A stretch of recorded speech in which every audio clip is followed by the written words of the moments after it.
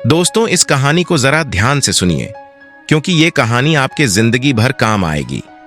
दोस्तों, किसी नगर में केशव नाम का एक लड़का रहता था।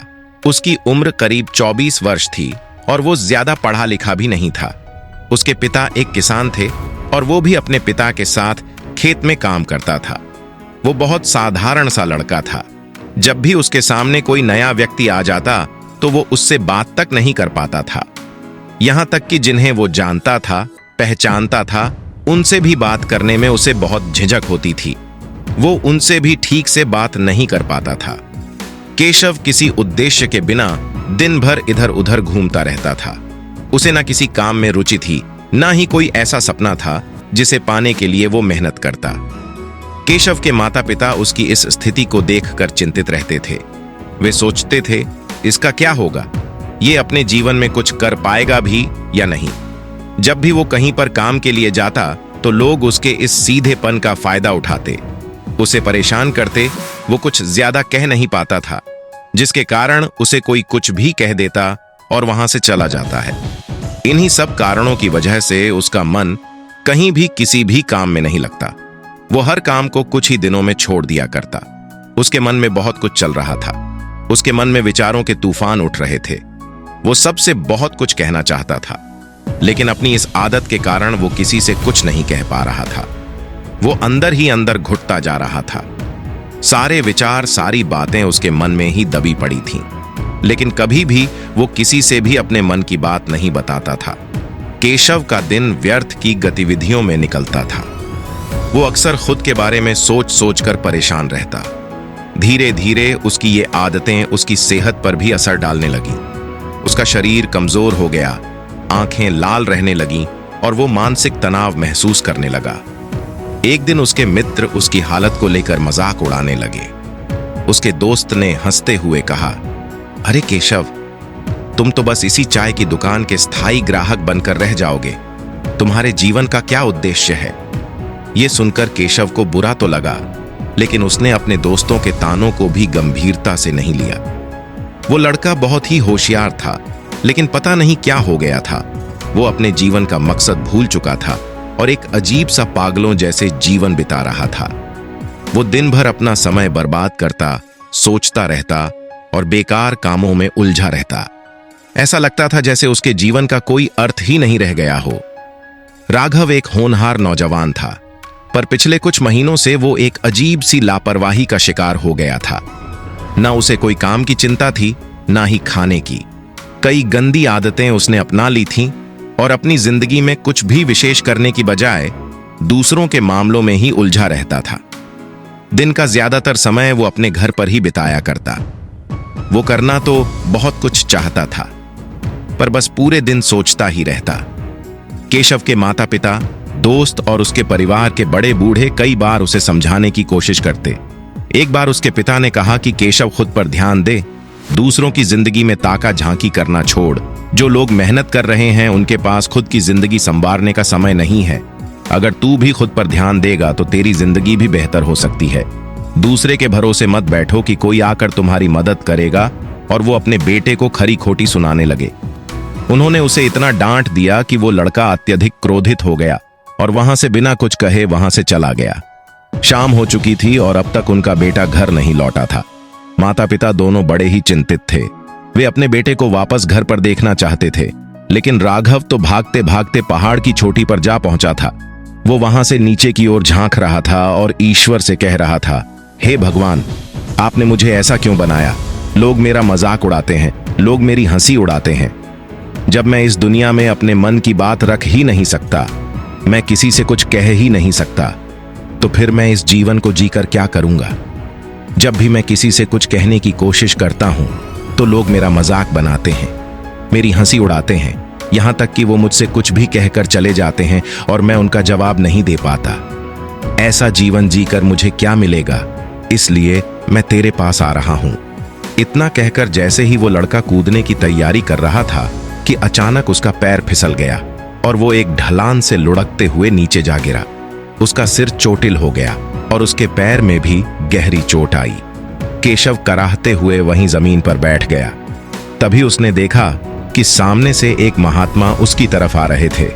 वे एक सन्यासी थे जो जंगल में एकांत वास करते थे। महात्मा ने उसकी हालत देखी और उसे सहारा देकर उठाया। उन्होंने बड़े ही प्यार से उसकी चोट को देखा और कहा, बेटा, ये चोट तुम्हें कुछ सिखाने के लिए है, क्या तुम जानना चाहोगे? केशव ने बड़ी कठिनाई से सिर हिलाया। उसकी आंखों में पश्चाताप और आशंका के मिश्रित भाव थे। महात्मा ने मुस्कुराते हुए उसे वहां पास के एक पेड़ के नीचे बैठाया और बोले, तुम्हारी जिंदगी में क्या चल रहा है, ये समझने के लिए मैं तुम्हारी हालत देखकर ही बहुत कुछ समझ सकता हूं, लेकिन मैं चाहता हूं कि तुम खुद बताओ, क्या तुम सच में अपने जीवन से खुश हो? केशव ने अपना सिर झुका लिया और तभी वो महात्मा उस लड़के से कहते हैं, बेटा, क्या बात है, आखिर तुम यहां पर क्या कर रहे हो और तुम अपने इस जीवन को क्यों समाप्त करना चाहते हो? ये अनमोल जीवन बहुत कम लोगों को नसीब होता है और तुम्हें ये जीवन व्यर्थ लगता है।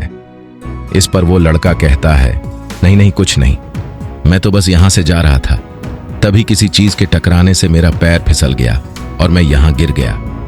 तभी वो महात्मा उस लड़के से कहते हैं, बेटा, मैं जानता हूं कि तुम यहां पर क्या करने आए थे। तुम मुझसे कुछ नहीं छुपा सकते, लेकिन मैं चाहता हूं कि तुम अपनी समस्या मुझसे खुद बताओ, तभी मैं उसका समाधान तुम्हें बता पाऊंगा। यदि तुम चाहते हो कि कोई तुम्हारी मदद करे, तो उसके लिए पहले तुम्हें ही आगे बढ़ना होगा। यदि तुम चाहते हो कि मैं तुम्हारी समस्या का समाधान करूं, तो तुम्हें मुझे अपनी समस्या बतानी होगी, वरना मैं कुछ नहीं कर सकूंगा।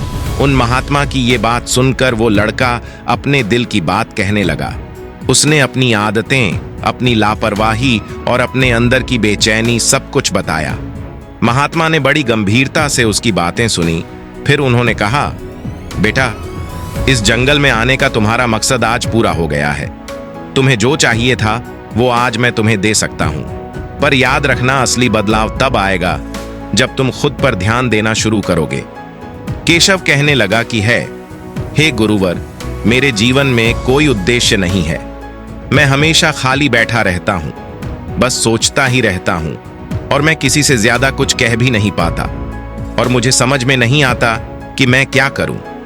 मेरे पास न तो कोई सपना है और ना ही किसी चीज के लिए प्रेरणा। महात्मा ने कुछ देर तक केशव को ध्यान से देखा और फिर गहरी आवाज में बोले, पुत्र, खाली बैठना सबसे बड़ा अभिशाप है। तुम्हारा मन और शरीर दोनों ईश्वर की दी हुई अमूल्य देन है। महात्मा ने केशव को जमीन पर पड़ी एक सूखी लकड़ी उठाकर दी, जिसका बाहरी हिस्सा थोड़ा सड़ा हुआ और उबड़ खाबड़ था। लकड़ी पर धूल और गंदगी जमी थी और उसकी छाल झड़ रही थी। महात्मा ने लकड़ी को केशव के हाथ में रखते हुए कहा, देखो बेटा, ये लकड़ी यूं ही जंगल में पड़ी रही तो इसे ना कोई काम आएगा, ना इसे कोई महत्व देगा। इसका इस्तेमाल करने वाला कोई नहीं होगा, क्योंकि ये अभी किसी के काम की नहीं है। केशव ने हैरानी से उस लकड़ी को देखा जो बिल्कुल साधारण और फालतू लग रही थी।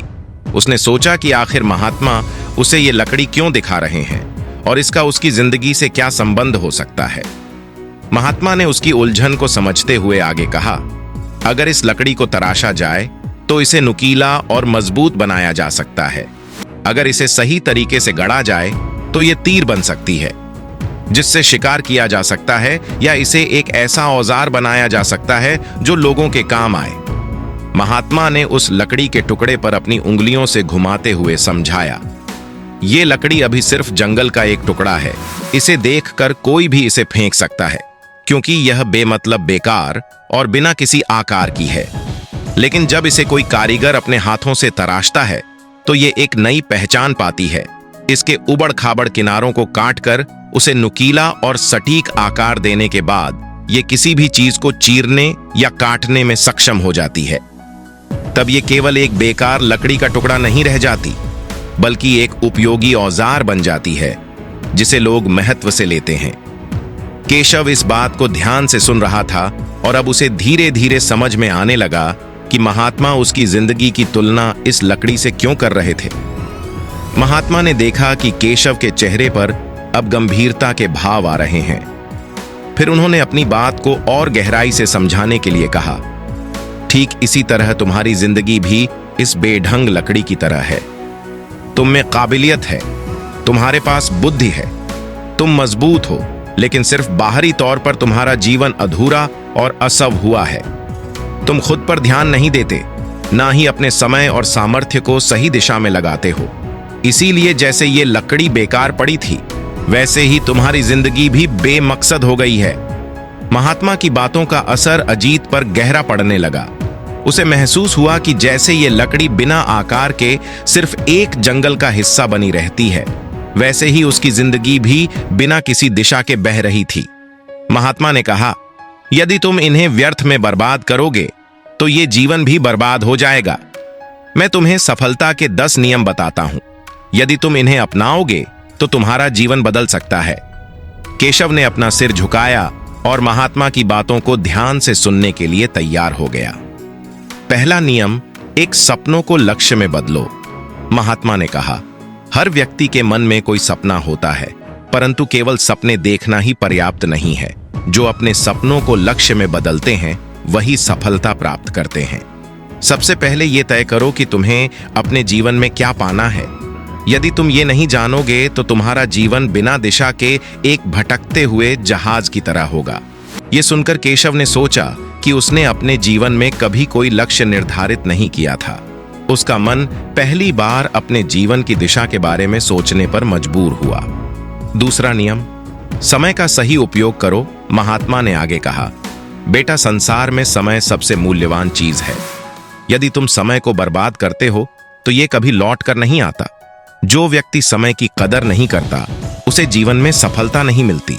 हर क्षण को एक अवसर की तरह देखो और उसका सदुपयोग करो। एक सही दिन वही है जिसमें तुमने कुछ नया सीखा हो या कोई ऐसा कार्य किया हो जो तुम्हारे लक्ष्य के करीब ले जाए। महात्मा ने एक छोटी सी कहानी सुनाते हुए कहा कि बेटा, प्राचीन समय में एक राजा था जो बहुत आलसी था। उसके राज्य का हाल बुरा था क्योंकि वो हमेशा सोचता रहता कि वो कल से काम करेगा। एक दिन पड़ोसी राजा ने उस पर हमला किया और उसका राज्य शत्रुओं ने छीन लिया। तब उसे एहसास हुआ कि उसका आलस्य और समय की बर्बादी ही उसकी हार का कारण है। तीसरा नियम, ध्यान और एकाग्रता को अपनाओ। ध्यान वो साधन है जो तुम्हारे विचलित मन को एकाग्र करता है। यदि तुम प्रतिदिन ध्यान करोगे तो तुम्हारा मन शांत होगा और तुम्हारी एकाग्रता बढ़ेगी। महात्मा ने एक बोधक घटना सुनाई। किसी समय एक युवा साधक अपने ध्यान में बहुत परेशानी महसूस करता था। उसका मन भटकता था और उसे कभी शांति नहीं मिलती थी। फिर उसके गुरु ने उसे पेड़ की जड़ों को देखने का निर्देश दिया। साधक ने देखा कि जड़ें जमीन में गहराई तक फैली हैं और मजबूत हैं। गुरु ने कहा, जैसे जड़ें पेड़ को स्थिर बनाती हैं, वैसे ही ध्यान तुम्हारे मन को स्थिर करेगा। तब से साधक का जीवन बदल गया। चौथा नियम, छोटी छोटी आदत विकसित करो। महात्मा ने केशव को बताया, हर बड़ा परिवर्तन छोटी छोटी आदतों से शुरू होता है। तुम हर दिन एक नई सकारात्मक आदत अपनाने की कोशिश करो, जैसे सुबह जल्दी उठना, पढ़ाई करना या व्यायाम करना। लगातार छोटे छोटे सुधार तुम्हें महान उपलब्धियों तक ले जाएंगे। केशव को याद आया कि वो कभी अनुशासन में नहीं रहा था। उसने सोचा कि अगर वो अपनी आदतें सुधारना शुरू कर दे तो शायद उसका जीवन भी बेहतर हो सकता है। पांचवा नियम, स्वास्थ्य का ध्यान रखो।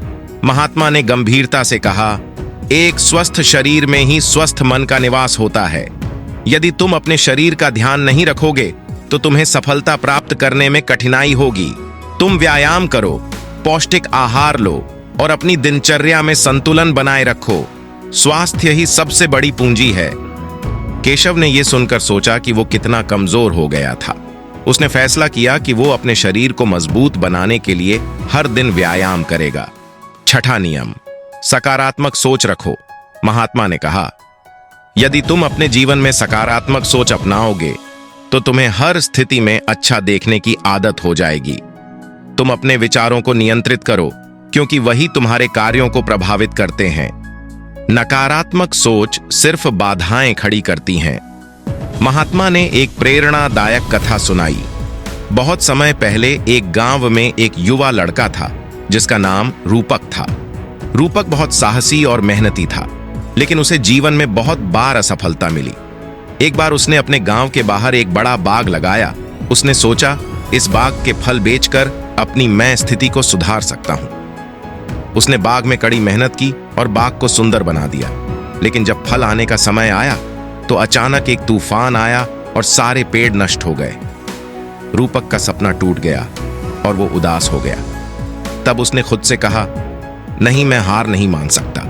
हार मानना तुम्हारे बस में नहीं है। उठो और दोबारा प्रयास करो। याद रखो, जो असफल होने के बाद भी खड़ा होता है वही असली योद्धा होता है। रूपक ने अपने मन की बात मानी और दोबारा मेहनत शुरू की। इस बार उसने न केवल बाग को फिर से हरा भरा बनाया, बल्कि उसके फल भी बहुत अच्छे हुए। उसकी मेहनत ने उसे सफलता दिलाई। गिरने के बाद उठना ही असली हिम्मत है। इस जीवन में कुछ भी आसान नहीं है, पर यदि तुम मेहनत करोगे तो तुम्हें सफलता जरूर मिलेगी।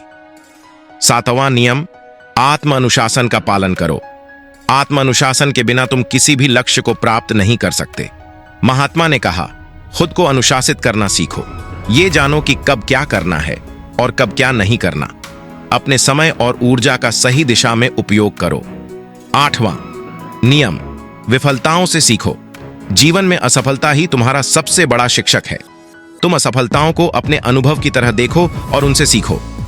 महात्मा ने आगे कहा, 9वां नियम, हर दिन कुछ नया सीखो। महात्मा ने कहा, ज्ञान अर्जित करने से तुम अपने जीवन में नई ऊंचाइयां पा सकते हो। हर दिन कुछ नया सीखने की आदत डालो, चाहे वो किताबें पढ़कर हो, किसी विशेषज्ञ से सलाह लेकर या अपने अनुभवों से सीखने की। प्रक्रिया कभी समाप्त नहीं होती। 10वां नियम, कभी हार मत मानो। एक बार एक मूर्तिकार ने एक सुंदर मूर्ति बनाने की कोशिश की, पर बार बार उसकी मूर्ति टूट जाती। उसने हार नहीं मानी और हर बार अपनी गलती से सीखता रहा। आखिरकार 3 महीने की कड़ी मेहनत के बाद उसने एक उत्कृष्ट मूर्ति तैयार की, जिसने उसे प्रसिद्ध बना दिया। महात्मा की ये बातें सुनकर केशव की आंखें खुल गईं। उसने अपने जीवन में बदलाव लाने की ठानी। महात्मा के इतने प्रेरणादायक नियम सुनकर फिर वो अपने घर लौट आया। धीरे धीरे उसने अपनी आदतें सुधार लीं। वो अनुशासन के साथ अपने काम करने लगा, समय का पालन करने लगा और हर रोज आत्मनिरीक्षण करने लगा। उसकी सोच में बदलाव आने लगा और उसने खुद पर ध्यान देना शुरू कर दिया। कुछ ही महीनों में उसकी मेहनत रंग लाई। अब लोग उसकी तारीफ करने लगे, उसके परिश्रम और अनुशासन की मिसाल देने लगे। केशव ने खुद को उस सूखी लकड़ी की तरह महसूस किया जिसे तराशा जा चुका था। उसकी जिंदगी अब उस लोहे की तरह मजबूत हो गई थी जो किसी भी मुश्किल को काट सकती थी। इस प्रकार केशव ने महात्मा की सीखों पर अमल करके अपनी जिंदगी को एक नई दिशा दी और खुद पर ध्यान देकर अपनी असल पहचान बनाई। दोस्तों, आपने आज के इस वीडियो से क्या सीखा वो मुझे आप कमेंट में बता सकते हैं।